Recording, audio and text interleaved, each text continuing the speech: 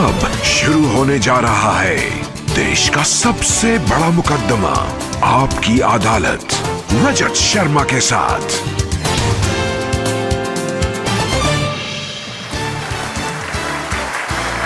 नमस्कार, आपकी अदालत में आपका स्वागत है। आपकी अदालत में आज पेश करेंगे एक ऐसी शख्सियत को जो आजकल देश के हर बड़े नेता के निशाने पर है। सोनिया गांधी, राहुल गांधी, शरद पवार, मुलायम सिंह यादव, आप जिस भी नेता का नाम ले लीजिए, उनके निशाने पर ये एक ही नेता है। और वो नेता आज होंगे आपके निशाने पर, देश की जनता के निशाने पर। Please welcome Bharatiya Janata party के प्रधानमंत्री पद के उम्मीदवार, गुजरात के मुख्यमंत्री नरेंद्र मोदी।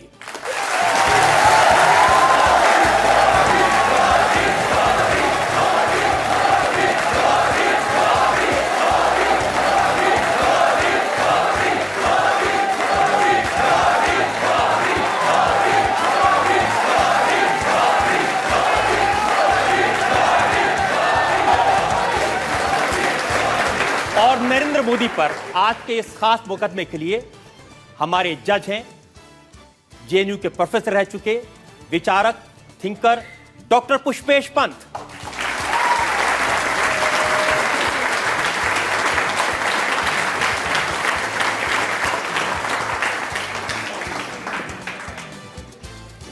इससे पहले कि आपकी अदालत में आज का मुकदमा शुरू करें, आज के जज डॉक्टर पुष्पेश पंत की इजाजत चाहेंगे आज की कार्रवाई शुरू करने के लिए। कार्रवाई शुरू की जाए। और इससे पहले कि इल्जामात और सवालात का सिलसिला शुरू करें, एक नजर डालेंगे उस बैकग्राउंड पर, पृष्ठभूमि पर, जिसमें आज का यह खास मुकदमा चलाया जा रहा है भारतीय जनता पार्टी के प्रधानमंत्री पद के उम्मीदवार नरेंद्र मोदी पर।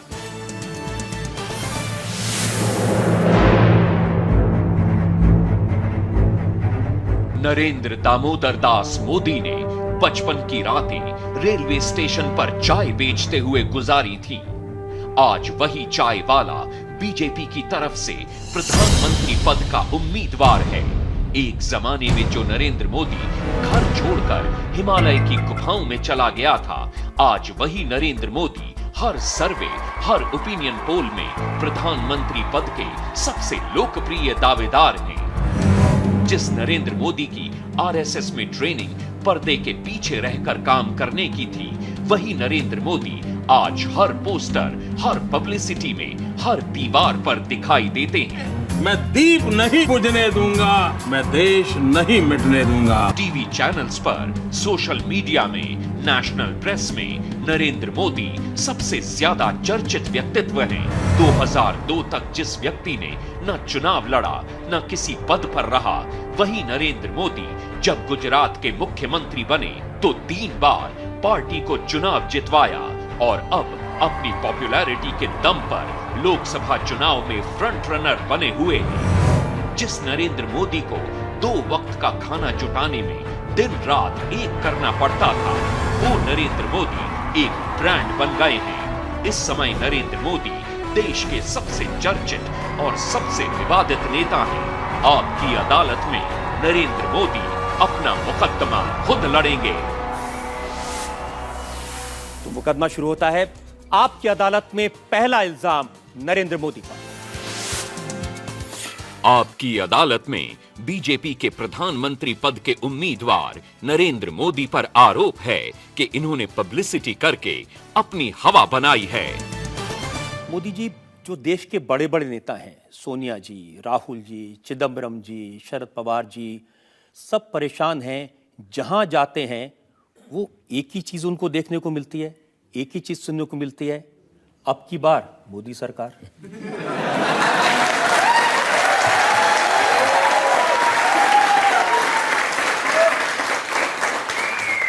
अगर ऐसे शब्दों से किसी को चिंता होती है तो शायद वो छोटेपन की निशानी है, बड़ेपन की निशानी नहीं है।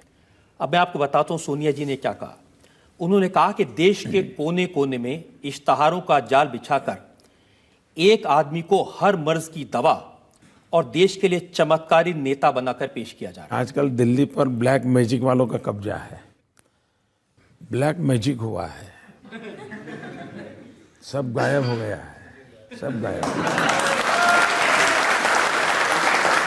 जिन्होंने नौजवानों के रोजगार गायब कर दिए, जिन्होंने देश का कोयला गायब कर दिया, जिन्होंने बिजली गायब कर दी, तिजोरी गायब कर दी, तो ये ब्लैक मैजिक से ज्यादा अच्छा है ये जादूगरी। देखिए, उनका कहना है कि नरेंद्र मोदी ऐसा माहौल बना रहे हैं कि इनसे बड़ा देशभक्त कोई है ही नहीं। देशभक्ति के नकली नारे लगाकर कुर्सी हासिल करना चाहते हैं। इस देश के 125 करोड़ देशवासी देशभक्त हैं। किसी की देशभक्ति से किसी से नीचे नहीं होती, किसी से ऊपर नहीं होती, और इसलिए न मैं किसी की देशभक्ति पर शक करता हूं और न ही मैं कोई महान देशभक्त होने का दावा करता हूं।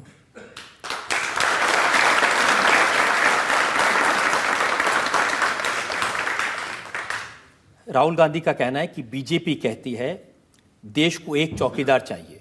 मैं कहता हूं देश को करोड़ों चौकीदार चाहिए। एक चौकीदार से क्या होगा? अच्छा है कि मेरे भाषण वो ध्यान से सुनते हैं।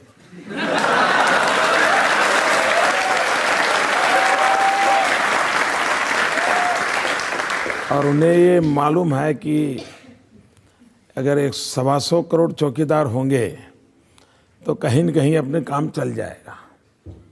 एक चौकीदार होगा तो बड़ा मुश्किल हो जाएगा, तो ये उनको मालूम है। और मुझे चिंता ये है कि जब 125 करोड़ चौकीदार होंगे तो जिन पर आदर्श घोटाले का आरोप है, करगिल की विधवाओं के मकान जिन्होंने ले लिए, क्या वे भी चौकीदार होंगे क्या? जिन पर आरोप है राजस्थान और हरियाणा के किसानों की जमीन हड़प ली, क्या वो भी ये 125 करोड़ में चौकीदार होंगे क्या? अगर ये है तो फिर तो लगता है ऐसा है कि वो दूध की रखवाली बिल्ली को दे देंगे। देखिए, आपके नारे में, आपके पब्लिसिटी में, प्रोपेगेंडा में एक ही व्यक्ति है और उनका नारा है हर हाथ शक्ति, हर हाथ तरक्की, सबको साथ लेके चलो। रियलिटी तो है हर हाथ लूट, हर होठ झूठ।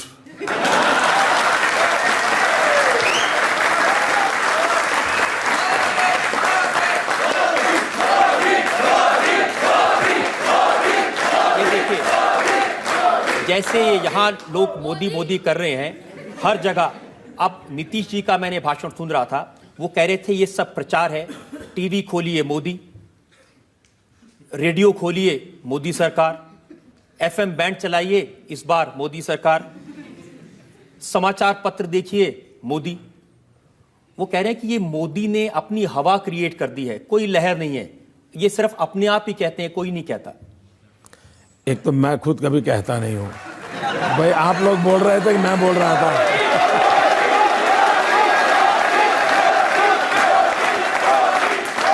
आपको किसी ने सिखाया है? आपको किसी ने बताया है? आप अपनी मर्जी से बोल रहे हो? आपको लगता है देश अपनी मर्जी से बोल रहा है? तो इसमें न मेरी सुनिए न नीतीश कुमार की सुनिए, जनता की सुन लीजिए।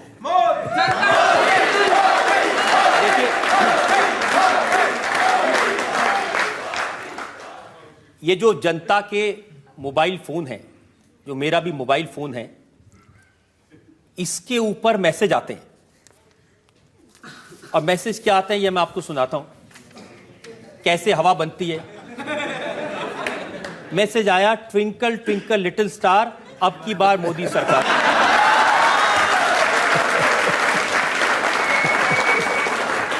मैसेज आया, राहुल गांधी ने खाई चॉकलेट बार, अब की बार मोदी सरकार।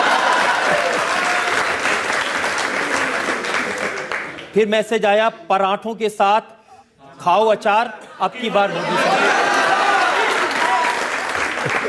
और फिर किसने कहा, दिल का भंवर करे पुकार, अब की बार मोदी सरकार। और फिर पॉलिटिकल भेजा किसी ने, सोनिया जी ने मनमोहन जी से कहा, अब तो अपना मौन तोड़ दो सरदार। मनमोहन जी बोल पड़े, अब की बार मोदी सरकार।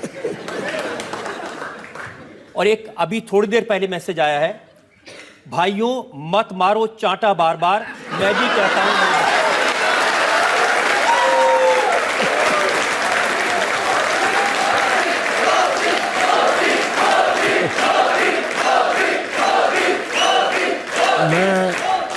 मैं देश की ये जो देश की क्रिएटिव जनरेशन है उनका अभिनंदन करता हूं, और मैं मानता हूं कि अगर ये सोशल मीडिया न होता तो देश की क्रिएटिविटी का, देश की आवाज का पता ही नहीं चलता। अखिलेश यादव आपकी अदालत में आए थे, उन्होंने मुझे कहा कि नरेंद्र मोदी ने ये प्रचार, ये अब की सरकार, ये सब नारा बनाने के लिए एक अमेरिकन एजेंसी को हायर किया है, उसको 1000 करोड़ रुपए दिए। एक तो ऐसा कुछ किया नहीं है, न ही ऐसी कोई कंपनी रखी है, और न मैं ऐसी किसी कंपनी को मिला हूं। अब ये झूठ कई दिनों से चल रहा है। अच्छा हुआ आपने मुझे सवाल पूछ लिया ताकि मुझे सच कहने का मौका मिल गया। अगर सचमुच में 1000 करोड़ रुपए की कंपनी रखी होती तो शायद एक कंपनी वाली बात भी अखबार में नहीं छपती,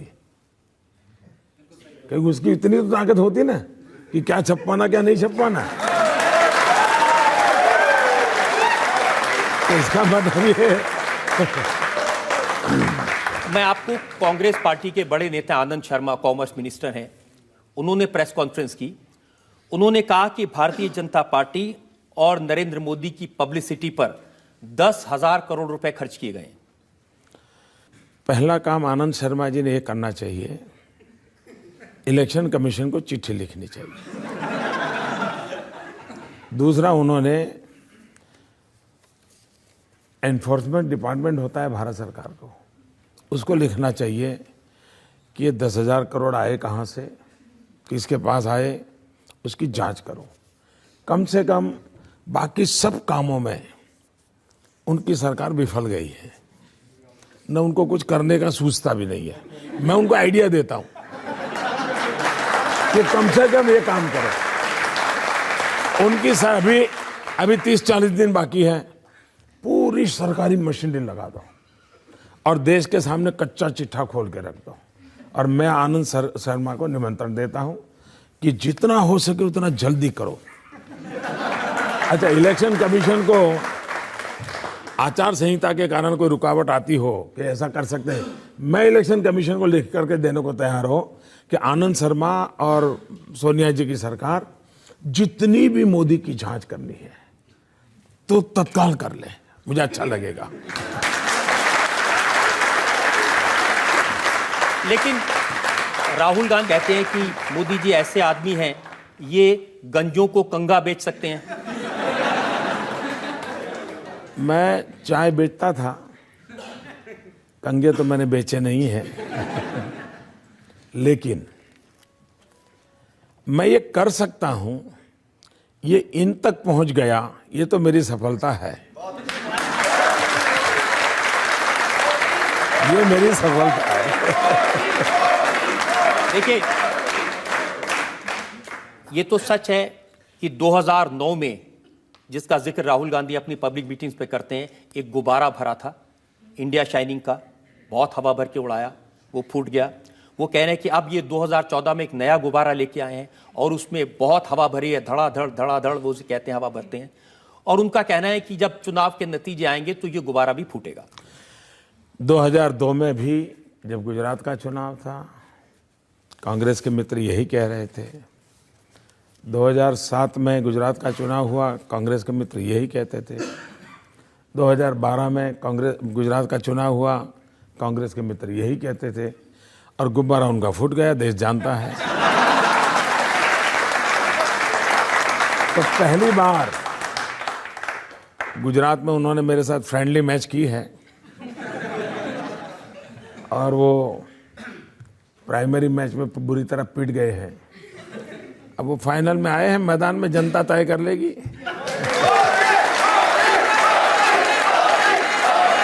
देखिए, सोनिया जी का कमेंट मैंने देखा, वो पब्लिक मीटिंग में कह रही थी, ये ऐसे दिखा रहे हैं कि अब तक देश में कुछ हुआ ही नहीं और नरेंद्र मोदी आकर रातों रात कुछ कर देंगे। 21वीं सदी का ये पहला दशक, इतनी अच्छी अपॉर्चुनिटी थी देश को। अटल बिहारी वाजपेयी जी ने जहां छोड़ा था, पूरे विश्व को लगने लगा था कि अब हिंदुस्तान टेक ऑफ करेगा, देश आगे बढ़ेगा। ग्लोबलाइजेशन के इस युग में हिंदुस्तान एक ताकत के साथ खड़ा होगा, लेकिन अचानक टेक ऑफ करना छोड़ दीजिए, हम रनवे पर ही कोलैप्स कर गए और इसके कारण देश को गंभीर नुकसान हुआ है।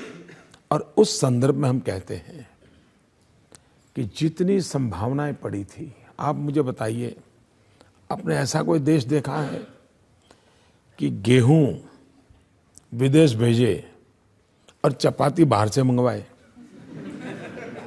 ऐसा कोई देखा है? हम आयरन और विदेश भेजते हैं और स्टील बाहर से मंगवाते हैं। अब इसको क्या कहेंगे? यह देश जिसके पास 20,000 मेगावाट बिजली के कारखाने बंद पड़े हैं, दूसरी तरफ कोयला की खदानें बंद पड़ी हैं। खदानें बंद क्यों पड़ी हैं? तो फाइल खो गई है। सुप्रीम कोर्ट में जाकर के दिल्ली सरकार कहती है फाइल खो गई है। अब मुझे लगता है उनके लिए फाइल खो गई है, देश के लिए लाइफ खो गई है। और इसके कारण अगर वो कोयला होता तो 20,000 मेगावाट बिजली के कारखाने चलते, बिजली मिलती तो छोटे मोटे उद्योग चलते, छोटे मोटे अगर उद्योग चलते तो नौजवानों को रोजगार मिलता, देश का जीडीपी आज जो गिर गया है वो नहीं गिरता। ये जब सारी बातें हम उठाते हैं तो उनके मन में सवाल उठाए। और देखिए, उनको प्रॉब्लम ये नहीं है कि उन्होंने काम किया कि नहीं किया, उनका प्रॉब्लम ये है कि हम 4-4 पीढ़ी से देश चलाते हैं, 60 साल से इस देश पर हमारा कब्जा है, और एक चाय वाला हमें ललकारता है, ये उनको सहन नहीं हो रहा है। ये लोकतंत्र है, छोटे से छोटा बच्चा भी शासक को सवाल पूछ सकता है। इनको सवाल सुनने की आदत नहीं है। परेशानी इस बात की है, परेशानी इस बात की है कि ये चाय वाला प्रधानमंत्री बनने की कोशिश कर रहा है। पहली बात है,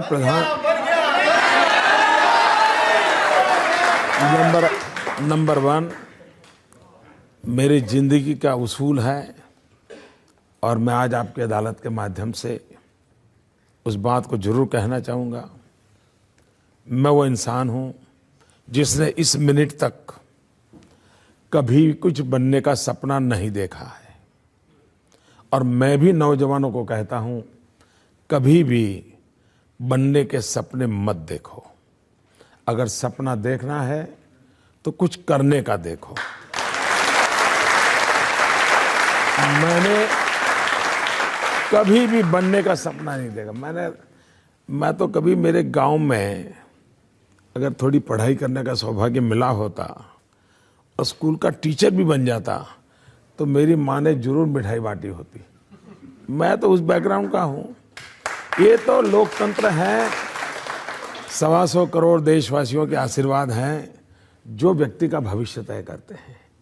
लोकतंत्र में कोई व्यक्ति अपनी डिजाइन नहीं बना सकता है, अपना भविष्य तय नहीं कर सकता है। और अभी भी मैं कहता हूं, इस पल भी करने के सपने बहुत है, बनने का सपना एक भी नहीं है।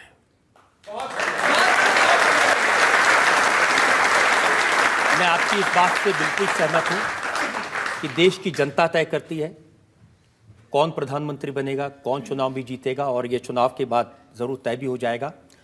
लेकिन मेरे पास इल्जामात की बहुत लंबी फहरिस्त है। एक ब्रेक के लिए रुकेंगे और ब्रेक के बाद आपकी अदालत में नरेंद्र मोदी पर जनता के इल्जामात और सवालात का पेपर। आजम खां का जो आज का बयान है वो आपको बताता हूं। उन्होंने कहा कि एक कुत्ते का बच्चा मोटर के पहिए के नीचे आ जाए तो गम जरूर होता है, कुत्ते के बच्चे के बड़े भाई नरेंद्र मोदी जी, हमें तुम्हारा गम नहीं चाहिए। थैंक यू वेरी मच, क्योंकि शायद वफादारी में कुत्ते से बढ़कर के कोई होता नहीं।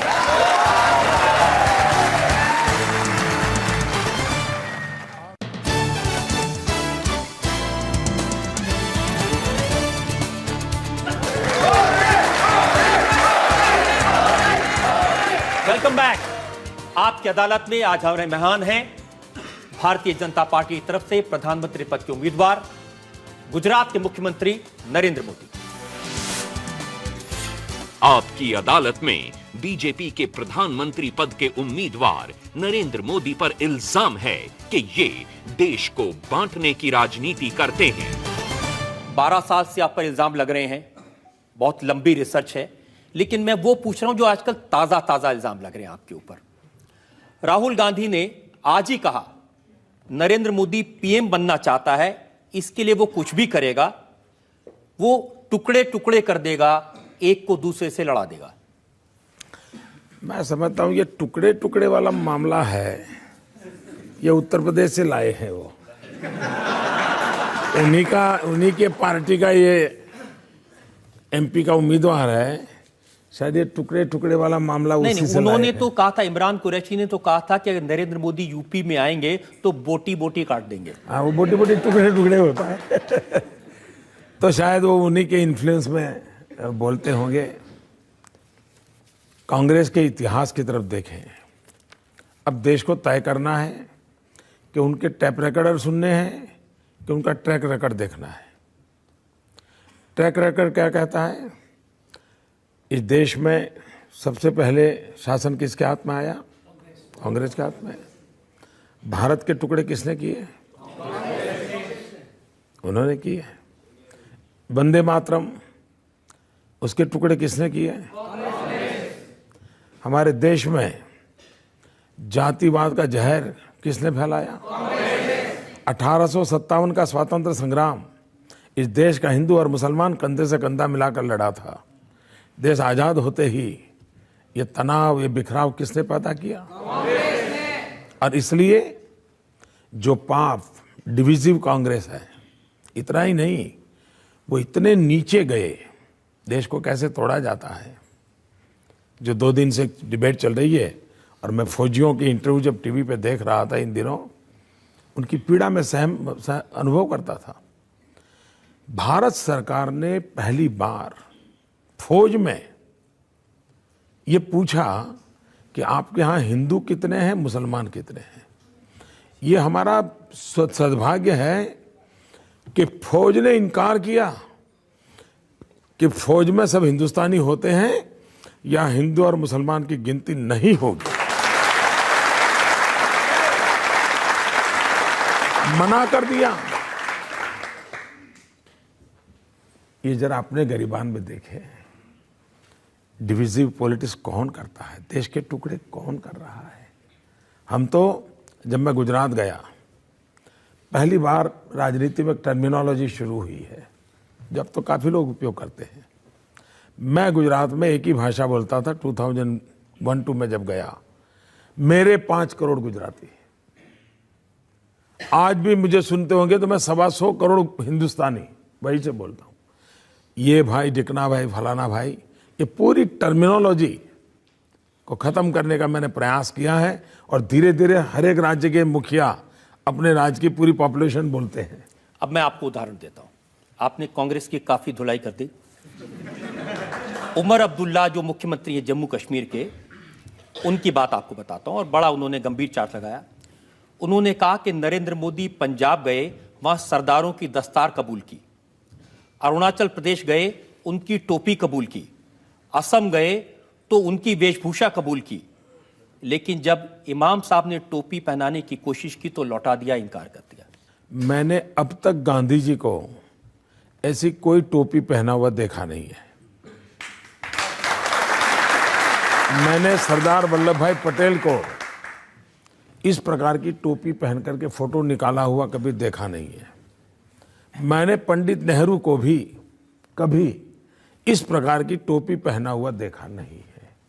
तो ये एक भारत की राजनीति में विकृति आई है, और विकृति आई है कि अपीजमेंट के लिए कुछ भी करो। मैं मानता हूं मेरा काम है सब संप्रदाय का सम्मान करना, सब परंपरा का सम्मान करना, पर मेरी जो परंपरा है उसको मुझे स्वीकार करना। तो मैं मेरी परंपराओं को लेकर के जीता हूं, हर एक की परंपरा का सम्मान करता हूं, और इसलिए मैं ये टोपी पहन करके फोटो निकाल करके लोगों की आंख में धूल झोंकने का पाप मैं नहीं कर सकता। लेकिन कोई अगर किसी की टोपी उछालता है तो उसको कड़ी की कड़ी सजा करने का मैं मन रखता हूं।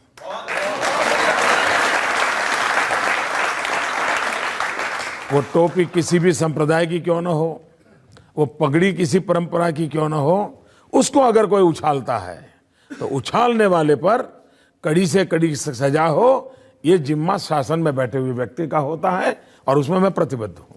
लेकिन मोदी जी, नीतीश जी ने एक बार कहा था कि जब आप सार्वजनिक जीवन में होते हैं, पब्लिक लाइफ में होते हैं, तो कभी तिलक लगाना पड़ता है, कभी टोपी पहननी पड़ती है, दूसरों की भावनाओं का ध्यान रखना पड़ता है। उनको लगता है कि ऐसा करने से भावनाएं संभल जाती हैं, वो ये करे। मुझे लगता है कि उनके बच्चों को शिक्षा मिलनी चाहिए, उनके हाथ में भले कुरान हो, उनके हाथ में कंप्यूटर भी होना चाहिए। ये मेरी सोच है, तो उनकी सोच उनको मुबारक, मेरी सोच मुझे मुबारक। देखिए, आपकी सोच का और आपके शब्दों के चयन का क्या हाल होता है उसका मैं आपका उदाहरण देता हूं। आजम खान साहब उत्तर प्रदेश की सरकार में मंत्री हैं। उन्होंने कहा, आजादी के 60 वर्ष बाद कहा गया कि हम आदमी नहीं हैं, कुत्ते के पिल्ले हैं। जिसने कहा हो उसने गलत किया हो। कौन है वो ऐसा कहने वाला? ये आपने कहा था। मैं कभी ऐसा न सोच सकता हूं, न मैं बोल सकता हूं। देखिए, वो जो एक इंटरव्यू मेरे पास में है जो आपने दिया था, हाँ। उस इंटरव्यू में आपने कहा, ये मैं बता देता हूं, हमारे यहाँ देखिए हेडलाइन छपी हुई है, जी हम इंसान हैं, कुत्ते का बच्चा भी कार के नीचे आ जाए तो दुख होता है। हाँ, लेकिन उसमें किसी को कहाँ कहा है मैंने? आप ही के शब्द हैं, आप ही का है। देखिए, मैं आपको मुजरिम मैं हूं, लेकिन मैं एक सवाल पूछ लेगा, इसको दोबारा पढ़िए आप। मैं पूरा पढ़ देता हूं। ऊपर वाला पहले पढ़ लीजिए। ऊपर तो है, हम इंसान हैं, कुत्ते का बच्चा भी कार के नीचे आ जाए तो दुख होता है। ये तो हमारे हेडलाइन है। यहाँ, लेकिन आप पूरी बात तो सुनने दीजिए ना। हाँ, मैं आपको पूरी बात।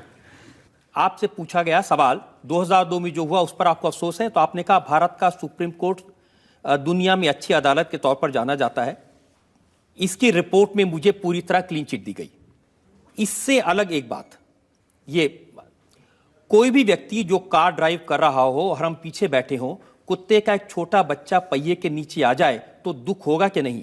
जरूर दुख होगा। मैं मुख्यमंत्री हूं या नहीं, लेकिन मैं एक इंसान हूं। हमारे देश में ऐसा कहते हैं कोई भी, अरे भाई चींटी मर जाए तो भी पीड़ा होती है, चींटी मर जाए तो भी पीड़ा होती है। ये आपकी संवेदना की तीव्रता को व्यक्त करने के लिए मुहावरे होते हैं। उसको अगर कोई ये कहे कि आपने इंसान को चींटी कह दिया, तो मैं समझता हूं इस प्रकार का इंटरप्रिटेशन करने वालों का प्रॉब्लम है। दूसरा, जिसने मेरा इंटरव्यू लिया था, जब हिंदुस्तान के कुछ मीडिया के मित्रों ने उसको उछाल दिया, जिसने इंटरव्यू लिया था वो विदेशी होने के बावजूद भी उसने ट्वीट किया कि मोदी ने ना ऐसा कहा है, न हमने ऐसा समझा है, ये गलत इंटरप्रिटेशन हो रहा है। यानी इंटरव्यू लेने वाला एक फॉरेनर भी मेरी संवेदना को समझ पाया। लेकिन जो न्यूज़ ट्रेडर्स हैं, मैं मीडिया की बात नहीं कर रहा हूं। मीडिया तो बहुत अच्छा है, मीडिया की ताकत बहुत महत्वपूर्ण है, इसलिए मुझे मीडिया के खिलाफ कुछ नहीं कहना है। लेकिन जो न्यूज़ ट्रेडर्स है, ये न्यूज़ ट्रेडर के लिए माल बेचने के लिए काम आता है, तो उपयोग करते हैं। लेकिन आजम खां का जो आज का बयान है वो आपको बताता हूं। उन्होंने कहा कि एक कुत्ते का बच्चा मोटर के पहिए के नीचे आ जाए तो गम जरूर होता है, हमें तुम्हारा गम नहीं चाहिए। बड़े भाई, कुत्ते के बच्चे के बड़े भाई नरेंद्र मोदी जी, हमें तुम्हारा गम नहीं चाहिए। Thank you very much. क्योंकि शायद वफादारी में कुत्ते से बढ़कर के कोई होता नहीं।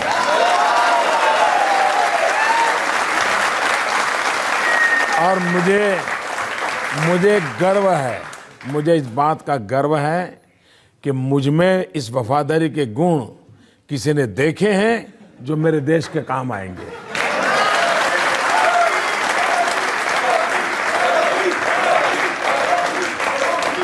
लेकिन एक सच ये है कि भारत के प्रधानमंत्री ने, मनमोहन सिंह जी ने, उन्होंने कहा कि अगर नरेंद्र मोदी देश का प्रधानमंत्री बन गया तो देश के लिए डिजास्टर्स होगा। शायद उनकी खुद की पार्टी ने फिर बाद में ये कहा कि प्रधानमंत्री जी ने ऐसा नहीं बोलना चाहिए था। उनके कैबिनेट मंत्रियों ने भी कहा कि प्रधानमंत्री ने ऐसा नहीं बोलना चाहिए था। और मैं समझता हूं उसके बाद उन्होंने बोलना बंद किया है।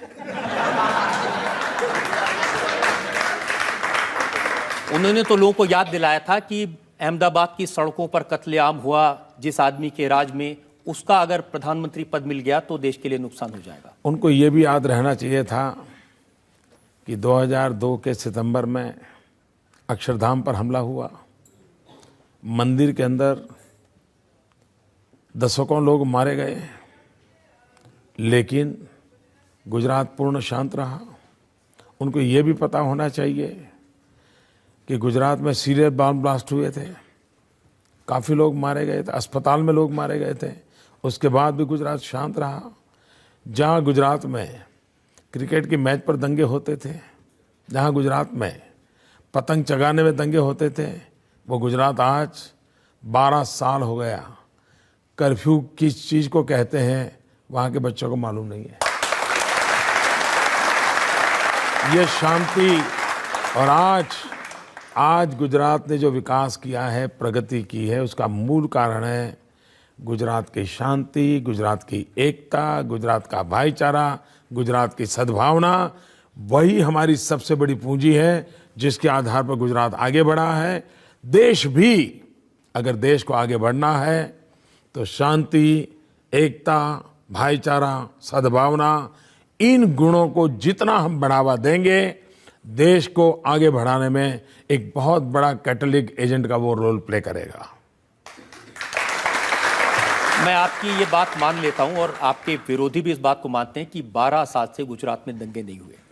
लेकिन जब उत्तर प्रदेश के मुख्यमंत्री अखिलेश यादव आपकी अदालत में आए तो उन्होंने कहा कि मुजफ्फरनगर में जो दंगे हुए थे वो मोदी ने करवाए थे। मैं नहीं जानता हूं कि उनको रात को नींद आती है कि नहीं आती है, क्योंकि वो काफ़ी परेशान है। अभी तो मैं 5-6 बार उत्तर प्रदेश गया हूं, तो उनकी मुसीबत मैं समझ सकता हूं। और इसलिए उनको दिन में भी मोदी याद आते हैं, रात में भी मोदी आते हैं। वो शेर की चर्चा करते हैं तब भी उनको मोदी याद आते हैं। वो लैपटॉप की चर्चा करते हैं तो भी उनको मोदी याद आते हैं।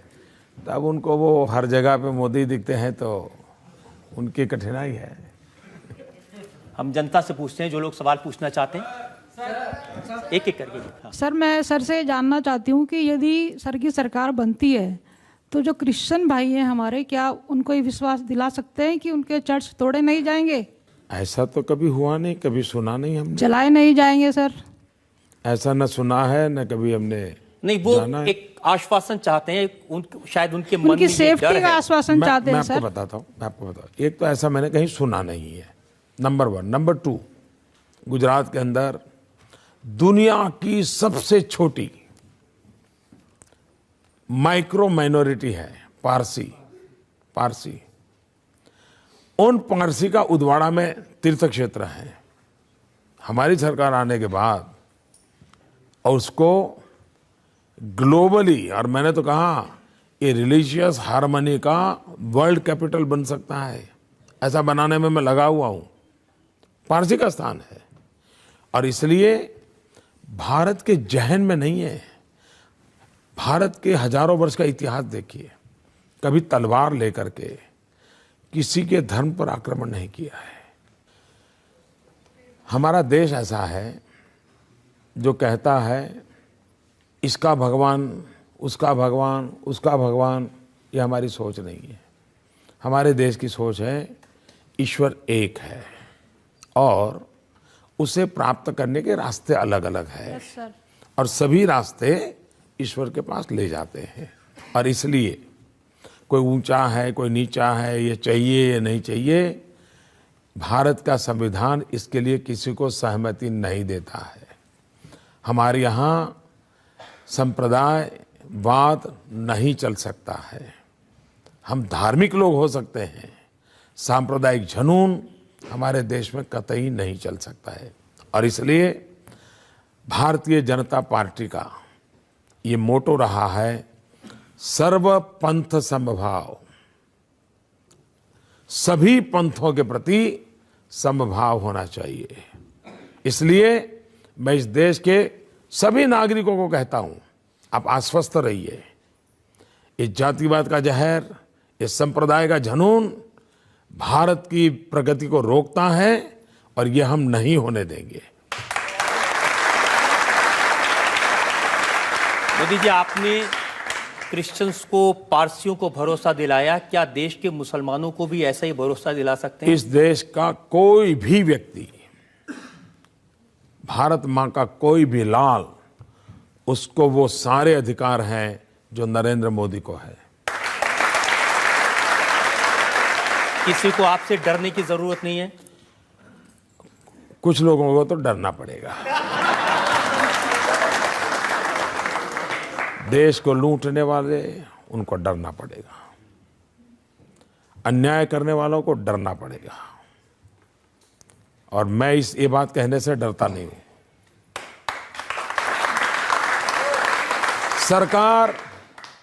सरकार ऐसी नहीं हो सकती कि जिसमें जो मर्जी पड़े वो चले। कानून का राज होना चाहिए, लोगों को सुरक्षा का एहसास होना चाहिए, लोगों को अपने जीवन जीने का भरोसा होना चाहिए। ये नहीं है, यही तो मुसीबत है। और नहीं है उसका कारण है न कानून का डर है, न व्यवस्था का डर है, न अफसर का डर है। आपको घर में भी कुछ तो डिसिप्लिन रखनी पड़ती है, और डिसिप्लिन रखना गुनाह है तो भारत की भलाई के लिए वो गुनाह भी मुझे मंजूर है। एक और ब्रेक के लिए मुझे रुकना है, और ब्रेक के बाद आपकी अदालत में नरेंद्र मोदी पर इल्जाम और सवाल आपका। सबसे ज्यादा पावर में कौन रहा? सबसे ज्यादा जहर किसने चखा? सबसे ज्यादा जहर किसके पेट में है? तो जहर सबसे ज्यादा कौन उगलेगा? अब बताइए मैं क्या करूं?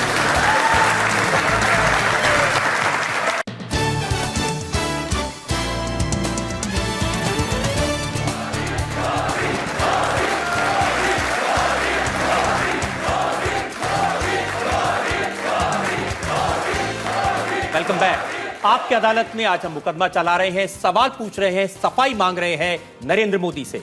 आपकी अदालत में अगला इल्जाम।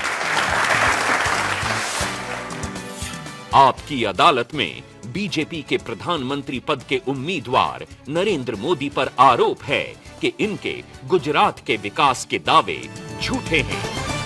मोदी जी, बहुत चर्चा आजकल गुजरात के विकास की हो रही है। मुलायम सिंह यादव ने यह कहा कि वो नरेंद्र मोदी से जानना चाहते हैं कि यूपी की तरह क्या गुजरात में भी मुफ्त सिंचाई है, मुफ्त दवाई है, मुफ्त पढ़ाई है? ये उन्होंने आगे भी पूछना चाहिए था। मुफ्त में गुंडागिर्दी है, मुफ्त में निर्दोषों की हत्याएं हो रही है, ये भी बोल देना चाहिए था उन्होंने तो तब कहा जब आपने कहा कि सरकार चलाने के लिए 56 इंच का सीना चाहिए। मैंने उनको ये कहा था कि मुलायम सिंह जी ने ये कहा कि हम उत्तर प्रदेश को गुजरात नहीं होने देंगे। तो मैंने उनको कहा कि नेताजी,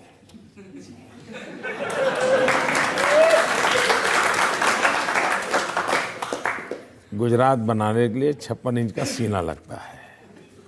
और फिर मैंने आगे कहा था, गुजरात बनाने का मतलब होता है 24 घंटे 365 दिन बिजली। गुजरात बनाने का मतलब होता है कि गुजरात में अधिकतम घरों में नल से पीने का पानी, गुजरात बनाने का मतलब होता है 99% गांवों में पक्की सड़क, ये होता है। तो मैंने कहा इसके लिए आप में दम नहीं है। आप जातिवाद की राजनीति करते रहो, उससे आगे आप निकल नहीं सकते। लेकिन राहुल गांधी तो कहते हैं ये जो कुछ आपने इमेज बनाई है गुजरात की, बिजली की, पानी की, रोजगार की, ये सारी मार्केटिंग करके बनाई है। चलिए मानो मैं दिल्ली में आके मार्केटिंग करूं, बंगाल में जाके मार्केटिंग करूं, असम में जाके करूं तो थोड़ी देर मान सकते हो, लेकिन गुजरात की जनता के सामने तो मार्केटिंग नहीं चलता ना, उसको तो सामने दिखता है ना। मैं कहूं कि मैंने रोड बनाया और रोड नहीं है तो गुजरात की जनता के गले उतरेगा? नहीं उतरेगा ना। मैं कहूं कि मैंने खेती में काम किया तो गुजरात की जनता को नहीं, झूठ बोल रहा है मोदी। अगर ऐसा होता तो मोदी 2002 में न जीतता, 2005 में नहीं जीतता, 2007 में नहीं जीता, 2004 के पार्लियामेंट में गुजरात में नहीं जीते, 2009 के पार्लियामेंट में नहीं जीते। एक भी चुनाव हम हारते ही नहीं है। और डेवलपमेंट के मुद्दे पर चुनाव लड़ने की हिम्मत अकेली गुजरात में हुई है। आज देश में अभी भी हम लोकसभा का चुनाव डेवलपमेंट के मुद्दे पर लड़ रहे हैं, लेकिन बाकी सारे लोग भाग रहे हैं, डेवलपमेंट के मुद्दे पर आने को तैयार नहीं, उनकी हिम्मत नहीं है, क्योंकि उनको लगता है कि ये जिम्मा है जो जवाब देना पड़ता है। देखिए मैं 2001 में जब गुजरात गया तो लोग मुझे मिलने आए। मैं बहुत सालों के बाद गुजरात गया था, मेरा तो कोई इस क्षेत्र से लेना देना नहीं था। मुख्यमंत्री बनने से पहले मुख्यमंत्री का चैम्बर भी नहीं देखा था, एमएलए भी नहीं बना था, स्कूल के टीचर का भी चुनाव नहीं लड़ा था। तो मेरा तो मैं नया नया था, सीख रहा था, लोग मुझे मिलने आते थे। बोले मोदी जी कुछ करो या ना करो, कम से कम शाम को खाना खाते समय बिजली मिले, इतना तो करो। मतलब उस समय गुजरात में शाम को भी भोजन के समय बिजली नहीं मिलती थी। आज 24 घंटे 365 दिन बिजली मिलती है। ये बात मार्केटिंग से नहीं होती है जी। उसके घर में स्विच ऑन करे और जब बल्ब जलता है तो फिर उसको लगता है हाँ यार मोदी सही बोल रहा है।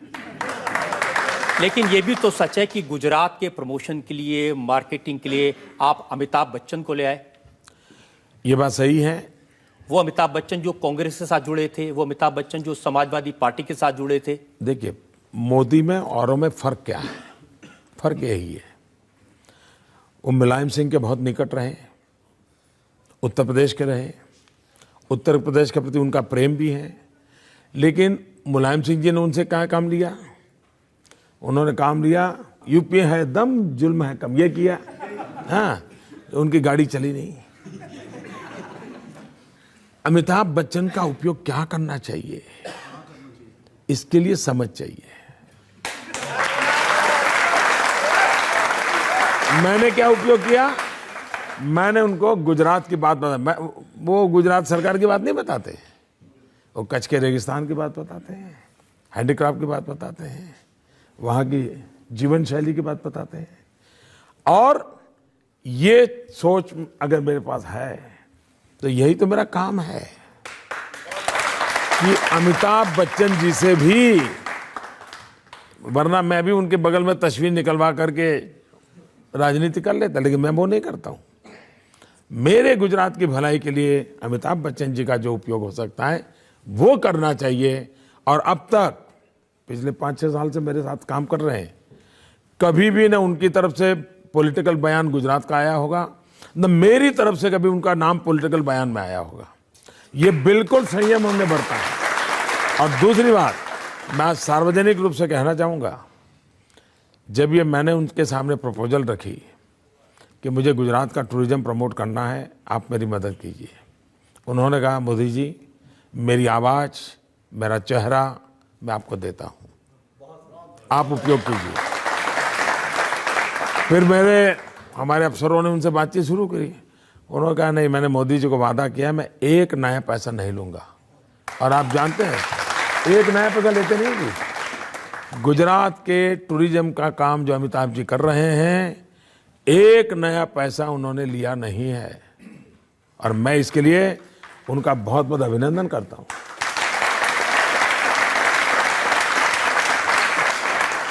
हम तो सोचते थे वो बहुत पैसा कमा रहे होंगे गुजरात सरकार से। यही तो मैं, देखिए मैं पक्का अहमदाबादी हूं। हम जो अहमदाबादी लोगों के लिए ऐसी पहचान है, हम सिंगल फेयर डबल जर्नी वाले हैं। हम जल्दी रुपये किसी को देते रहिए। तो वैसे भी हमारा स्वभाव, और अमिताभ जी को लगा भाई मोदी जी की अगर नहीं देते हैं तो फिर ये बात बार बार क्यों आते हैं कि उद्योगपतियों को आपने सस्ती जमीन दे दी, टाटा को दे दिया, अडानी को दे दिया, अंबानी को दे दिया। मैं बताता हूं, ये सारे आरोप राजनीति से प्रेरित है। हमारे कांग्रेस के मित्र तो जैसे वो 10,000 करोड़ वाला लाए थे, इसमें भी कुछ आरोप लगाते हैं। मैं ये कहता हूं, ये भारत सरकार सोई हुई है क्या? क्या उसका जिम्मा नहीं है कि कोई मुख्यमंत्री ऐसी बदमाशी करता है उसको ठीक करे? कोई स्टेट ऐसी बदमाशी करता है, क्यों नहीं कर रहे जी? इसलिए इसका मतलब या तो उनमें ये भी दम नहीं है। दूसरा, गुजरात स्टेट के संबंध में सुप्रीम कोर्ट का एक बहुत बड़ा महत्वपूर्ण रिमार्क है। सुप्रीम कोर्ट ने कहा है कि जमीन देने के संबंध में और जमीन संपादन करने के संबंध में गुजरात की पॉलिसी इतनी उत्तम है, देश के अन्य राज्यों ने उस मॉडल को स्वीकार करना चाहिए। सुप्रीम कोर्ट का कहना है। तीसरी बात, ये जो झूठ चल रहा है ना, नैनो को जमीन दी, नैनो को 1 इंच जमीन सरकार ने नहीं दी है। 1 इंच जमीन किसान से लेकर के नहीं दी है। तो आरोप तो ये लग रहा है कि किसान से छीन करके दे दिया। वही अरे इनको कुछ मालूम ही नहीं जी, कुछ भी बोलते हो, वरना सुप्रीम कोर्ट तो मेरी बात क्यों मानती जी? दूसरी बात है, मार्केट रेट से ज्यादा पैसों से हमने जमीन दी है। और दूसरा, गुजरात स्टेट है जो पॉलिसी ड्रिवन स्टेट है, नीति बनी हुई है। आप भी कोई जाएंगे तो उसको भी वही लाभ मिलेगा जो हिंदुस्तान का सबसे बड़ा अमीर जाएगा उसको भी मिलेगा। लेकिन राहुल गांधी कहते हैं कि गुजरात की कोई बात इसलिए सामने नहीं आती क्योंकि वहां पर आरटीआई नहीं है, सबसे बड़ा अधिकार जो उन्होंने दिया देश की जनता को। ये जो दिन रात वो कहते रहते हमने ये कानून दिया, ये कानून दिया, ये कानून दिया, जरा ये तो जवाब दो कि आपका कानून कश्मीर में लागू होता है क्या? क्या आरटीआई एक्ट कश्मीर में लागू हुआ है क्या? एंटी करप्शन एक्ट कश्मीर में लागू हुआ है क्या? राइट टू एजुकेशन कश्मीर में लागू हुआ है क्या? जरा पहले अपने गरिबान में देखो, फिर औरों पे कीचड़ उड़ाओ। दूसरी बात है, गुजरात में आरटीआई है, गुजरात में आरटीआई के अंदर फुल फ्लेज काम चल रहा है, और गुजरात आरटीआई के खिलाफ अभी तक एक भी शिकायत आई नहीं। जो जातिकरण राजनीतिक है, इससे हम कब बाहर आएंगे? जब तक हम इसी में उलझे रहेंगे हमारा देश विकास नहीं कर सकता। जातिवाद का जहर ये समाज को तोड़ता है। किसी जाति का गौरव होना वो बुरी चीज नहीं है, वो कभी कभी ताकत देती है, लेकिन जातिवाद का जहर जो है, जो नफरत पैदा करता है, उससे किसी का भी भला नहीं होता है, और हमने देश को उससे बचाना होगा। लेकिन सोनिया जी तो कहती हैं आप जहर की खेती कर रहे हैं। देखिए, जयपुर के अंदर करीब जून जुलाई महीने में, लास्ट जून जुलाई में कांग्रेस पार्टी का अधिवेशन था। उसमें राहुल गांधी जी का राज्यारोहण होना था, उनको उपाध्यक्ष घोषित करना था, तो काफी पूरे देश में बड़ा माहौल बनाया गया था। उस दिन राहुल गांधी ने जो भाषण किया, आपके पास पुराने क्लिपिंग होगा तो दिखा देना बाद में, उसमें उन्होंने कहा कि मैं आज सुबह जल्दी जल्दी उठ करके मम्मी के कमरे में गया था, मम्मी की आंख में आंसू थे, और मम्मी ने कहा कि बेटा, पावर इज पॉइजन, सत्ता एक जहर होती है। ये उन्होंने पब्लिक को सुनाया था। अब मुझे बताइए भैया, सबसे ज्यादा पावर में कौन रहा? सबसे ज्यादा जहर किसने चखा? सबसे ज्यादा जहर किसके पेट में है? तो जहर सबसे ज्यादा कौन उगलेगा? अब बताइए मैं क्या करूं?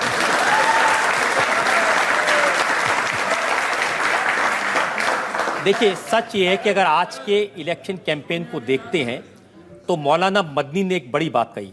उन्होंने कहा कि नरेंद्र मोदी का नाम लेकर के मुसलमानों को डराया जा रहा है। आप एकता की बात कर रहे हैं, लेकिन आपके नाम से देश टूट सकता है। मेरे नाम से नहीं टूट सकता है, इस प्रकार के लोग जो बोल रहे हैं उनसे टूट सकता है, उन्हीं से टूट रहा है। वही तो कह रहे हैं मदनी जी, अगर ये कह रहे हैं तो मोदी तोड़ रहा है ऐसा नहीं कह रहे। वो ये कहता है ऐसा बोलने वाले तोड़ रहे हैं, ऐसा कह रहे हैं। वो कह रहे हैं कि नरेंद्र मोदी का नाम लेकर के मुसलमानों को डराया जा सकता है। तो मोदी में ऐसा क्या है कि मुसलमान डरते हैं उससे? गुजरात में हमारा अनुभव है कि मोदी का नाम लेने से डरते नहीं है, और ज्यादा उत्साहित होते हैं, काम करने में लग जाते हैं।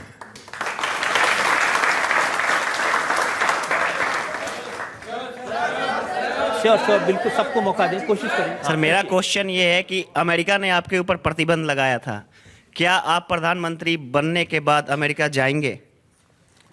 2005 में जब ये वीजा को लेकर के मेरे साथ जो कुछ भी हुआ, उस दिन मैंने प्रेस को मिला था मैं, और उस दिन मैंने स्टेटमेंट किया था। मैंने कहा कि हम ऐसा हिंदुस्तान बनाना चाहते हैं ताकि अमेरिका वीजा लेने के लिए लाइन में खड़ा रहे।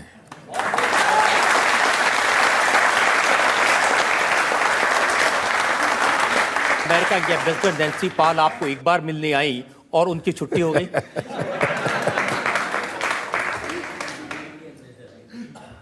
अब ये खोज का विषय है, शायद पत्रकार लोग जल्दी खोज पाएंगे। एक और ब्रेक के लिए मुझे रुकना है, और ब्रेक के बाद आपकी अदालत में नरेंद्र मोदी पर इल्जाम और सवाल का एक और। हर पोस्टर पर मोदी का नाम होता है। ऐसा लग रहा है कि भारतीय जनता पार्टी में कोई दूसरा नेता बचा ही नहीं है। हम एक टीम है, एक बहुत बड़ी टीम है। तो पिछले 6 महीने में अडवाणी जी 3 बार क्यों रूठ गए? और जसवंत सिंह, आपने उनको टिकट नहीं दिया। मुख्तार अब्बास नकवी ने ट्वीट किया, साबिर अली पार्टी में आए हैं, अब दाऊद इब्राहिम की एंट्री होगी।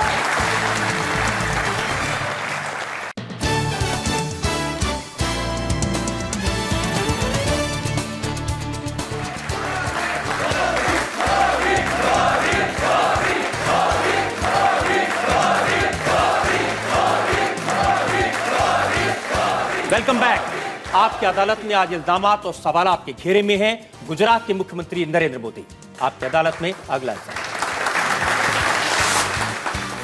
आपकी अदालत में बीजेपी के प्रधानमंत्री पद के उम्मीदवार नरेंद्र मोदी पर इल्जाम है कि ये बीजेपी पर एक छत्र राज चलाते हैं। एक छत्र राज चलता है भारतीय जनता पार्टी में। जहां जाते हैं मोदी मोदी मोदी सुनाई देता है। हर पोस्टर पर मोदी का नाम होता है। ऐसा लग रहा है कि भारतीय जनता पार्टी में कोई दूसरा नेता बचा ही नहीं है। ऐसा नहीं है। भारतीय जनता पार्टी एक विशाल संगठन है। संगठन व्यवस्था से ऑर्गेनाइजेशन सेटअप बना हुआ होता है। ढेर सारी गैलेक्सी ऑफ लीडर्स और एक से बढ़कर एक ऐसी बहुत बड़ी हमारी टीम है। कभी हम अटल जी के नेतृत्व में चुनाव लड़ रहे थे तो अटल जी की बात कर रहे थे, कभी अडवाणी जी के नेतृत्व में चुनाव लड़ रहे थे, अडवाणी जी बात कर रहे थे। फिलहाल मुझे ये काम मिला है, पार्टी ने जो तय किया है मुझे करना है, क्योंकि आखिर मैं कार्यकर्ता हूँ, तो कार्यकर्ता के नाते जो कुछ भी हो रहा है उसमें अगर मुझे जो कुछ भी योगदान देना होता है वो देता हूँ। हम एक टीम है, एक बहुत बड़ी टीम है और टीम के रूप में काम करते हैं। अगर टीम के रूप में काम कर रहे हैं तो पिछले 6 महीने में अडवाणी जी 3 बार क्यों रूठ गए? मैं नहीं मानता हूं कि वो रीठे हैं। और वो देखिए, मैं आपको 3 उदाहरण बताता हूं। जब नरेंद्र मोदी को चुनाव प्रचार समिति का कन्वीनर बनाया गया गोवा में, आडवाणी जी रूठे, उनको सब लोग मनाने गए उनके घर पे। जब नरेंद्र मोदी को प्रधानमंत्री पद का उम्मीदवार डिक्लेयर किया गया तब वो मीटिंग में गए, फिर उनको मनाने गए। और अभी लोकसभा की टिकट जब डिसाइड हो रही थी, वो भोपाल से लड़ना चाहते थे, पार्टी अहमदाबाद से लड़ना चाहती थी। इन तीनों विषयों की क्लैरिफिकेशन आडवाणी जी की तरफ से भी आया है, पार्टी तरफ से आया है, और ये सारी काल्पनिक कथाएं रही है। क्योंकि जिस दिन गोवा में तय हुआ उसी दिन फोन पे मुझे उन्होंने आशीर्वाद दिए। उनका स्वास्थ्य ठीक नहीं था और इसलिए वो गोवा आ नहीं पाए थे, लेकिन अब वो मसाला बन गया न्यूज़ के लिए तो चल पड़ा। और जसवंत सिंह जी ने अभी मेरी एक किताब मोदीत्व नाम की किसी ने एक मेरे चीजें छपी है, उसकी प्रस्तावना लिखी है जसवंत सिंह जी ने अभी। और आपने उनको टिकट नहीं दिया? ऐसा है, टिकट मैं नहीं देता हूं। स्टेट इलेक्शन कमेटी अपना रिकमेंडेशन भेजती है, सेंट्रल इलेक्शन कमेटी करती है। और उनके बेटे को अभी असेंबली में चुनाव लड़वाया, जिताया है। जसवंत सिंह जी के बेटे उसी बाड़मेर लोकसभा क्षेत्र से एमएलए है, तो ऐसा नहीं है कि कोई उनके प्रति कोई नकारात्मक भाव था। लेकिन ये बात सही है, आखिरकार देखिए भाजपा में लाखों कार्यकर्ता है, अब टिकट तो 500 लोगों को मिलने वाला है, तो थोड़ा बहुत तो राजी नाराजी की संभावना हर जगह पे ज्यादा हो रही है कि राहुल गांधी को भी चिंता है। आज ही का मैं उनका भाषण सुन रहा था, वो कह रहे थे कि बड़े बड़े नेता आडवाणी जी हैं, जसवंत सिंह जी थे, नरेंद्र मोदी ने सबको किनारे लगा दिया। पहली बात यह है कि जो लोग हैं वे वो लोग हैं जिन्होंने मोदी को उंगली पकड़ के चलाया है, और आज भी ये वो लोग हैं जिनके चरणों में बैठ करके मैं जीवन की बहुत कुछ शिक्षा दीक्षा लेता हूं। और इसलिए न उनको भारतीय जनता पार्टी के चरित्र का पता है, न भारतीय जनता पार्टी की कार्यशैली का पता है, लेकिन वो इसलिए ऐसा बोलते हैं क्योंकि उनके यहाँ सीताराम केसरी के साथ क्या हुआ था, उठा करके ऑफिस से बाहर फुटपाथ पर पटक दिया था। ऑल इंडिया कांग्रेस के प्रेसिडेंट थे, सोनिया जी को बिठाना था, तो उनके यहाँ ये हुआ है, तो बचपन से उन्होंने यही देखा है, तो उनको बाहर का कुछ मालूम नहीं है ना। लेकिन अब वो कल्चर बीजेपी में नहीं आई। मुख्तार अब्बास नकवी ने ट्वीट किया, साबिर अली पार्टी में आए हैं, अब दाऊद इब्राहिम की एंट्री होगी। अब वो उन दोनों के बीच का मामला है, रहने दीजिए उनके पास। और पार्टी के बहुत सारे नेता ये कहते हैं कि नरेंद्र मोदी को पार्टी में जितना नहीं पसंद करते, बाहर वाले पसंद करते हैं। राज ठाकरे, आपका रिश्ता तो शिवसेना से, उद्धव ठाकरे से है, लेकिन राज ठाकरे कह रहे हैं मैं नरेंद्र मोदी को प्रधानमंत्री बनाऊंगा। पहली बात है कि इसका पहला पार्ट जो है वो आपका अनुमान सही नहीं है। आज भारतीय जनता पार्टी के मुझसे इतने श्रेष्ठ वरिष्ठ कार्यकर्ता हैं मेरी पार्टी में, मुझसे ज्यादा अनुभवी हैं, लेकिन उन्हीं लोगों ने मुझको अपने कंधे पर बिठाया है। मेरी पार्टी के लाखों कार्यकर्ता आज रात दिन देखे बिना इतना पसीना बहा रहे हैं। अगर मैं जो कुछ भी हूं तो उन पार्टी के लाखों कार्यकर्ताओं की बदौलत हूं। अगर आज मैं इतना ऊपर दिखता हूं तो मेरी पार्टी का जो शीर्ष नेतृत्व है उसने मुझे अपने कंधे पर बिठाया है, इसके कारण दिख रहा हूं। इसलिए मेरी पार्टी में कोई मेरे साथ नहीं है, ये मैं सोच भी नहीं सकता हूं। वो सब हैं, इसलिए तो मैं यहां दिख रहा हूं। अगर वो ना होते तो मैं धरती पर भी कहीं नजर नहीं आता। तो रियलिटी ये है। दूसरी बात है, जब सारा देश अगर ये कुछ बातें कह रहा है तो और भी लोग कहते होंगे, और दलों के लोग भी कहते होंगे। कुमार विश्वास, मैंने सुना कि वो आपकी तारीफ में कविताएं पढ़ते रहे हैं और कहते हैं कि नरेंद्र मोदी मुझसे बात करते थे। ये बात सही है, मैं तो बात सबसे करता हूं जी। ज्यादातर लोग ये चलाते हैं कि मोदी किसी से बात नहीं करते, कम से कम वो सच तो बोला कि मैं बात करता हूं। लेकिन कांग्रेस में कम से कम ये क्राइसिस नहीं है, वहां तो तय है कि लीडर कौन है, किसकी कमांड चलेगी। और यही तो कांग्रेस की दुर्दशा का कारण है। देश की आरती उतारने के बजाय वो एक ही परिवार की आरती उतार रहे हैं, यही तो मुसीबत का कारण है। मनमोहन सिंह जी ने ये कहा कि Rahul Gandhi has outstanding credentials to become prime minister और मैं उनके नेतृत्व में काम करने को तैयार हूं। आपकी पार्टी में किसी बड़े नेता ने यह कहा कि मैं आपके नेतृत्व में काम करने को तैयार हूं? इसका कारण है कि मैं कहता हूं कि मैं सबके नेतृत्व में काम कर रहा हूं। मैं यही तो कहता हूं ना कि सब मेरे नेता हैं, उनकी शिक्षा दीक्षा से मैं बढ़ रहा हूं और मैं इन्हीं के अंडर में काम करता हूं। लेकिन जिनके अंडर आप काम करने की बात कर रहे हैं, ऐसे ही मुरली मनोहर जोशी हैं, वो बनारस से लड़ना चाहते थे, आप पहुंच गए वहां। मुझे निमंत्रण दिया है जी, और उनको तो कानपुर की बहुत अच्छी सीट पर लड़ रहे हैं और मैं मानता हूं वो अपने जीवन में सर्वाधिक वोट से इस बार जीतने वाले हैं। सर, आप जब प्रधानमंत्री बनेंगे तो अडवाणी जी को आप प्रेसिडेंट बनाएंगे क्या? ऐसा है, अगर मोदी प्रधानमंत्री बनेगा तो उसका मतलब है कि अडवाणी जी ने उसको बनाया है। जो मुझे बनाते हैं उनको मैं क्या बनाऊंगा? मैं पूछना चाहती हूँ मोदी जी से, सभी पार्टीज ने अपने मैनिफेस्टो में रखा है कि हम महिलाओं की सुरक्षा के लिए काम करेंगे या उनको सुरक्षित देखेंगे, तो आप ऐसा क्या करेंगे कि हम लोग अपने आप को सुरक्षित समझें? आपको एक मेरी प्रार्थना है, अगर मौका मिले तो अक्टूबर में हमारे यहाँ नवरात्रि का पर्व होता है। एक बार गुजरात में नवरात्रि का पर्व देखने आइए और रात को 1-2 बजे ऐसे ही जरा टहलने के लिए निकलिए।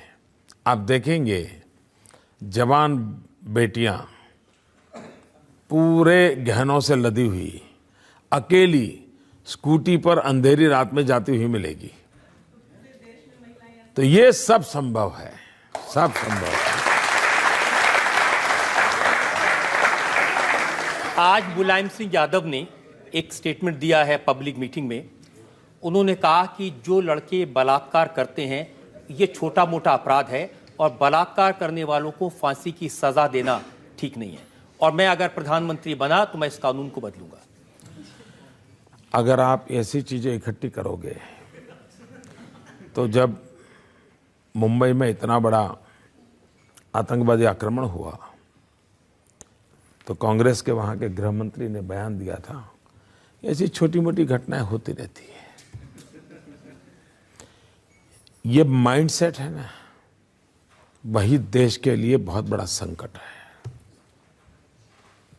हमें इन घटनाओं के लिए पीड़ा नहीं हो रही है।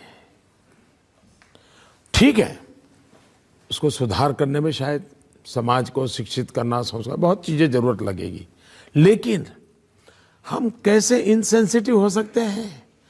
पल भर के लिए सोचिए कि आप ही वो बालिका है जिस पर ये जुल्म हुआ है, तो क्या आप ये सोचेंगे कि छोटी मोटी घटना हो गई? एक बार सोच लीजिए आप खुद एक बालिका है, या ये सोच लीजिए आपकी अपनी बेटी है और उस पर जुल्म हुआ है, और तब आपका रूप देखिए आपको क्या विचार आता है। भारत की हर बेटी हमारी अपनी बेटी है। 21वीं सदी, सुशिक्षित समाज, और ये क्या हम सुन रहे हैं? ये मन को परेशान करने वाली चीजें हैं। और उसमें भी एक घाव पर एसिड छिड़कने का काम इन नेताओं की नासमझी से होती है, तब बहुत पीड़ा होती है। मैं इसका राजनीतिक जवाब देना नहीं चाहता हूं, मुझे बहुत पीड़ा होती है।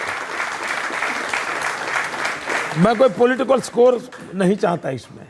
मैं भगवान से प्रार्थना करता हूं कम से कम ईश्वर हमें ऐसी बुद्धि न दे, ऐसी बुद्धि न दे। एक और ब्रेक के लिए रुकेंगे और ब्रेक के बाद आपकी अदालत में नरेंद्र मोदी पर जनता के इल्जामात और सवालात का एक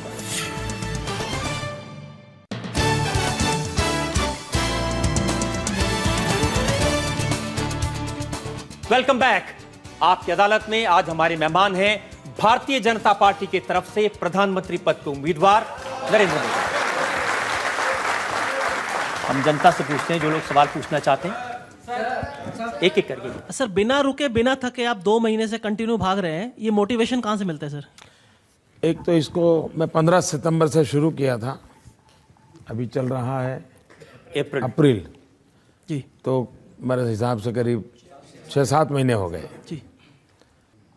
एक तो मैं मजदूर आदमी हूँ, मैं बचपन ही बहुत कठिनाइयों से गुजारी है, तो शरीर से पूरा काम लेने का मुझे आदत भी है। योगा करने की परंपरा बहुत सालों से मेरे जीवन में है, योगा और प्राणायाम से मैं जुड़ा हुआ हूँ। लेकिन उससे भी ज़्यादा मेरा ये मत है, काम करने की थकान कभी नहीं होती है, थाक लगती है काम न करने की। मुझे काम करने का संतोष मिलता है।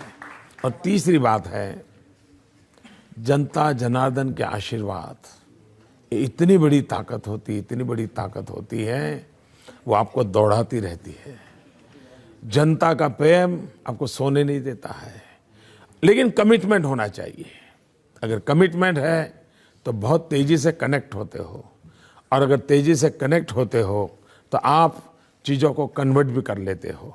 और मुझे 125 करोड़ देशवासियों ने जो प्यार दिया है और जो पिछले 6 महीने में मैंने अनुभव किया है, शायद कोई परमात्मा की कृपा है, जो इतना प्यार मुझे मिला है। जी, आप थर्ड रो में। सर, मैं आपसे क्वेश्चन पूछना चाहती हूँ, आपके कपड़े बहुत स्टाइलिश होते हैं, आपका डिजाइनर कौन है?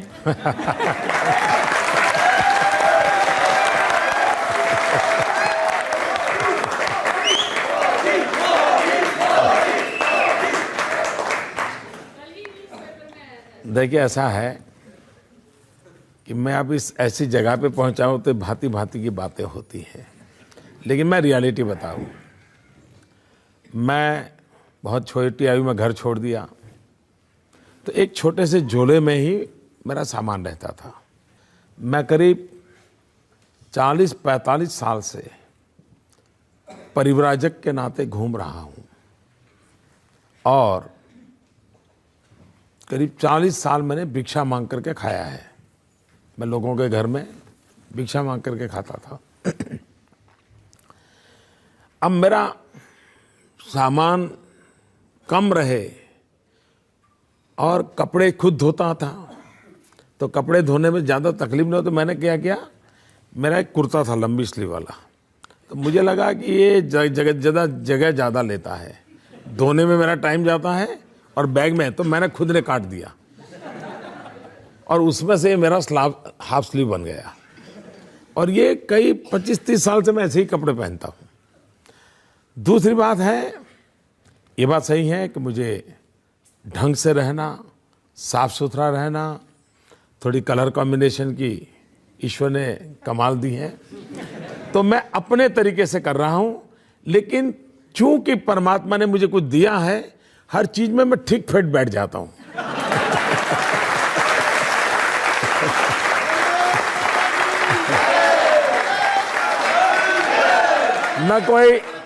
न कोई मेरा फैशन डिजाइनर है, न ही कोई इस प्रकार की व्यवस्था है। जरूर टेलर तो लगता है, तो टेलर के वो बनाता है और वही मेरी गाड़ी चलती है। लेकिन मुझे अच्छा लगा ये सुन करके कि मैं कुछ ढंग से रहता हूँ।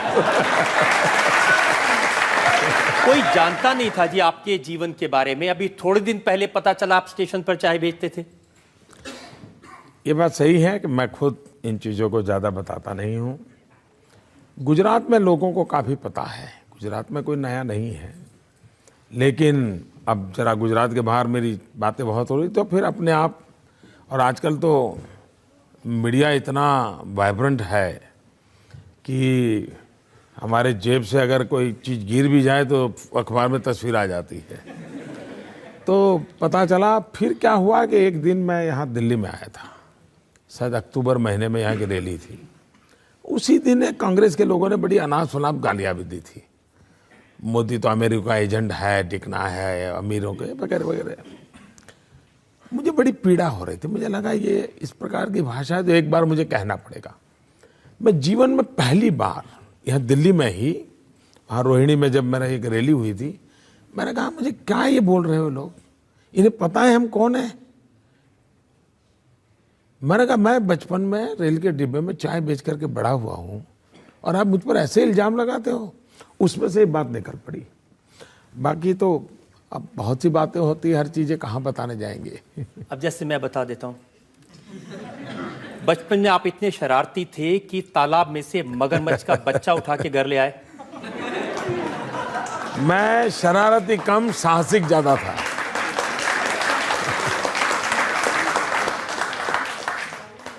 हमारी बात सही है कि थोड़ा मेरे गांव में बहुत बड़ा तालाब है और मुझे तैरने का, पानी में रहने का और कपड़े धोने जाता था तो काफ़ी कुछ।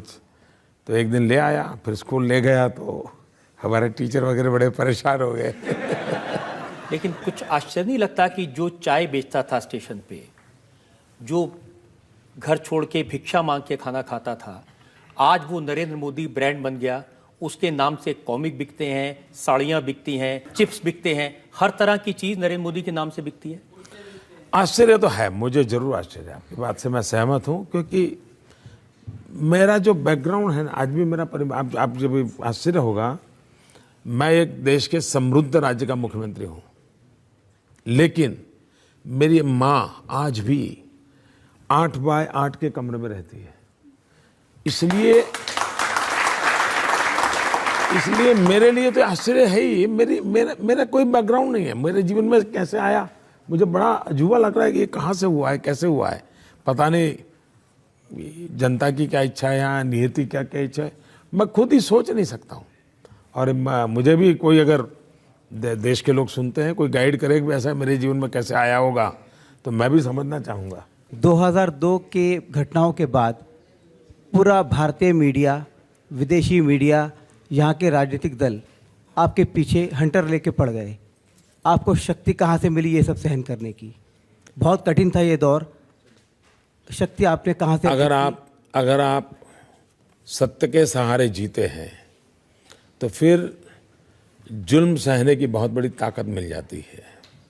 और मैं सत्य के सहारे जिया हूँ। जुल्म आज भी चल रहे हैं और शायद वो कठोर तपस्या थी, उसमें से मैं तप करके निकला हूँ। इसी के कारण शायद 125 करोड़ देशवासी मुझे इतना प्यार कर रहे हैं। अगर मैं तपाया न होता, कठोर अग्नि परीक्षा से न निकला होता, तो शायद देश इतना प्यार मुझे नहीं करता।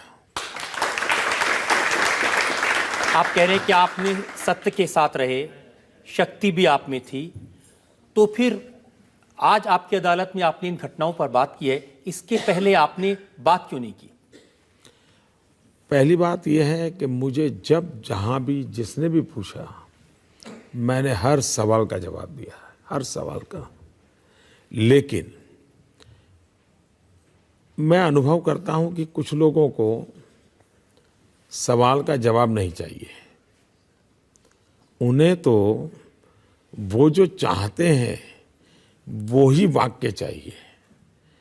और उनकी मुसीबत यह है कि वो इतना होमवर्क करके आते नहीं है, इसलिए फिर मेरे से ज्यादा सवाल करते नहीं है।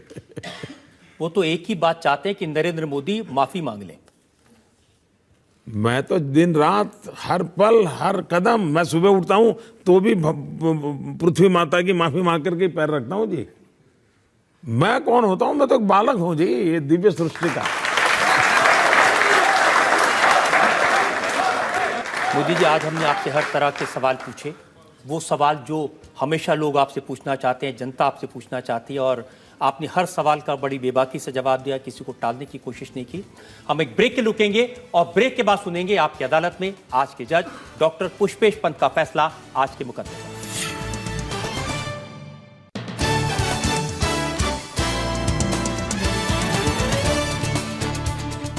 Welcome back.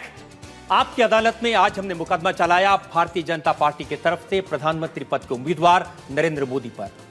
हमने नरेंद्र मोदी से इलेक्शन कैंपेन के दौरान लग रहे हर इल्जाम पर सफाई मांगी। अब वक्त है आपकी अदालत में आज के जज, जाने माने विचारक, लेखक डॉक्टर पुष्पेश पंत के फैसले का। आज इस अदालत में जो मुकदमा चलाया गया वो कई मामलों में असाधारण है। इस देश में ऐसा तो हुआ है कि जो कुर्सी पर बैठे हुए प्रधानमंत्री हैं वो दैत्याकार भ्रष्टाचारों के आरोप में कटघरे में खड़े किए जाते रहे हैं। मगर ये शायद पहली बार हो रहा है कि जो प्रधानमंत्री पद का दावेदार मात्र भर है उसे भावी प्रधानमंत्री मानकर शपथ ग्रहण करने के पहले ही इस कटघरे में खड़ा कर दिया गया है। दूसरी अहम बात जो ध्यान देने लायक है और अदालत उसे रेखांकित करना चाहती है कि पिछले 12 साल से ये अभियुक्त निरंतर अदालतों के कटघरे में खड़ा किया जाता रहा है, मीडिया के कटघरे में खड़ा किया जाता रहा है और कोई भी विपक्षियों की सरकार होते हुए, जांच के सारे साधन उनके पास होते हुए 10-12 वर्षों में गुनहगार साबित नहीं किया जा सका है। तीसरी बात जो कानून के राज के साथ जुड़ी है, इस देश की सर्वोच्च न्यायालय की निगरानी में सीधे काम कर रही स्पेशल इन्वेस्टिगेटिंग टीम ने सबूतों के अभाव में उन्हें मुजरिम नहीं पाया है। इस सब के बावजूद कानून के एक बुनियादी सिद्धांत की अवहेलना करते हुए कि बार बार एक ही मुकदमे में बरी किए जाने के बाद किसी व्यक्ति पर बार बार मुकदमा कायम नहीं किया जा सकता, ये काम आज भी जारी है। जितने आरोप इस अदालत में आज नरेंद्र मोदी पर लगाए गए, उन्होंने कटघरे में बैठे वाणी का संयम गंवाए बिना उन सभी का काफ़ी असरदार तरीके से जवाब दिया, अपनी सफाई पेश की और अदालत सबूतों के अभाव में उन्हें अपराधी नहीं समझती। पर यह अदालत अपना कर्तव्य समझती है कि मोदी जी को सतर्क करे कि आने वाले 5 वर्षों में भी या शायद उसके बाद भी वो लगातार बार बार कटघरे में खड़े किए जाते रहेंगे, क्योंकि इस देश की 1.25 अरब जनता अपने प्रधानमंत्री से ये कड़ी पड़ताल पूछताछ करती रहेगी कि उनके सपनों को साकार करने के लिए चुनाव अभियान के दौरान जो वादे उन्होंने किए हैं उन्हें वो कैसे पूरा करते हैं।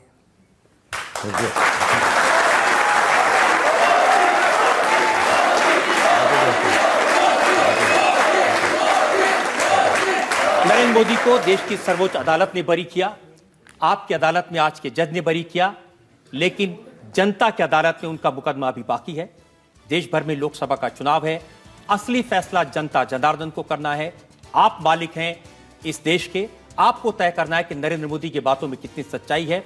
आपको तय करना है कि क्या नरेंद्र मोदी इस देश के लिए वाकई में एक कुशल शासक, कुशल प्रधानमंत्री हो सकते हैं। फैसला आपके हाथ में है। चुनाव के मौके पर हमारा लिए वक्त है आपसे विदा लेने का। अगले सप्ताह आपसे मिलेंगे एक और अदालत लेकर। तब तक के लिए नमस्कार।